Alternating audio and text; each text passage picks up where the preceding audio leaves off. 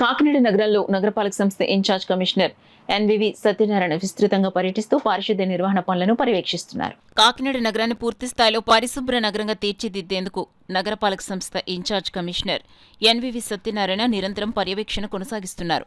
గురువారం ఆయన పారిశుద్ధ్య సర్కిల్ 2 పరిధిలోని 4వ డివిజన్లో వెంకట్ నగర్, డీమార్ట్ ప్రాంతాల్లో విస్తృతంగా పర్యటించి పారిశుద్ధ్య నిర్వహణపై అధికారులకు పలు ఆదేశాలు జారీ చేశారు. డ్రైనేజీల్లో చెత్త వేయటం వల్ల సమస్యలు తలెత్తుతున్నాయని ఇన్ఛార్జ్ కమిషనర్ గుర్తించి ప్రజలు సహకరించి పరిసరాలను శుభ్రంగా ఉంచాలని విజ్ఞప్తి చేశారు. ట్రాన్స్ఫార్మర్ వద్ద మొక్కలు పెరిగిన విషయాన్ని గమనించిన ఇన్ఛార్జ్ కమిషనర్ వెంటనే వాటిని తొలగించాలంటూ అధికారులను ఆదేశించారు.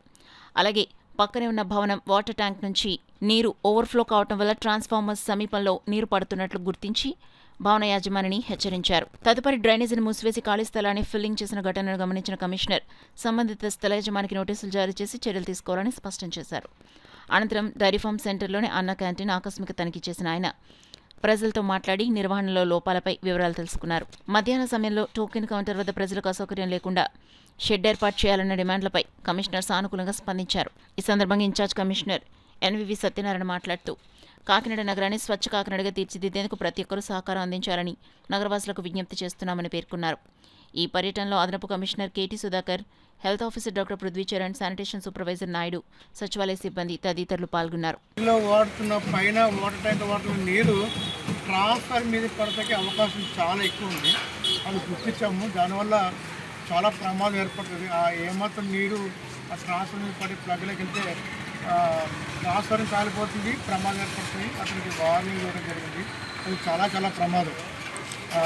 అది లైఫ్ రిస్క్ కాబట్టి వాంజం. అదేవిధంగా ఆ ట్రాన్స్ఫర్ కావాల్సిన ఒక చెట్లు కూడా అది కూడా ట్రాన్స్ఫర్కి వెళ్ళిపోతుంది. అది కూడా మనం రిమూవ్ చేయడం జరుగుతుంది ఇప్పుడు. అట్లాగే అక్కడ మన ప్రక్కనే ఉన్న ఒక హౌస్ ఓనరు ఏదైతే మనకు కట్టిన డ్రైన్ ఉందో ఆ డ్రైన్కి కప్పెట్టేసి అతను హౌస్ సైడ్ లెవెల్ చేసుకున్నాడు. దానివల్ల ఆ డ్రైన్లో వాటర్ అటు వెళ్ళలేదు, ఇటు వెళ్ళలేదు, మధ్యలో ఆగిపోయింది. ఆ హౌస్ ఓనర్ కూడా నోటీస్ ఇవ్వమని మన అక్కడ ఉన్న అసిస్టెంట్ గారికి చెప్పడం జరిగింది. అట్లాగే మనకి పద్మావతికి చెప్పడం జరిగింది. అట్లాగే మనకి ఇక్కడ డైరీ ఫామ్ ఏరియాకి వచ్చాము.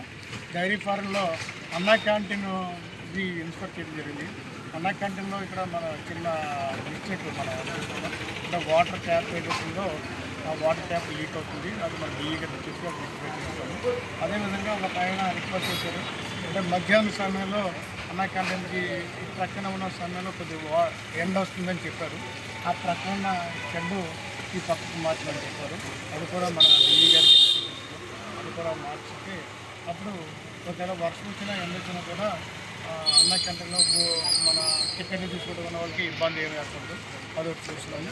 అదేవిధంగా ఇప్పుడు గాంధీ పార్క్ కూడా వెళ్తున్నాం. గాంధీ పార్క్లో కూడా అక్కడ చాలా కాలంగా పెండింగ్ ఉన్నాయి. అదేవిధంగా శానిటేషన్, అదేవిధంగా ఇతర విషయాలు కూడా చూస్తున్నాం.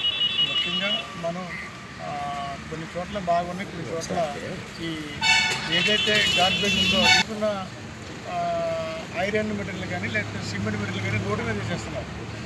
అదొకటి చెప్తున్నాము. అది కూడా రిమూవ్ చేస్తే కొంచెం వీధులు కొంచెం నీట్గా ఉంటాయి. మెయిన్ దానిపైన కూడా